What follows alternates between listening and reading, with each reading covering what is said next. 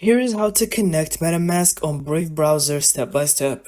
First, open Brave browser and go to the Chrome web store by visiting chrome.google.com/webstore. Or go to the MetaMask website and click on Get MetaMask. If you're on the Brave browser Chrome web store, search for MetaMask and click Add to Brave. Then confirm by clicking Add Extension.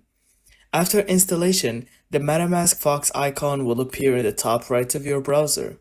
Click the icon to launch MetaMask and choose Create a new wallet or Import wallet if you already have one.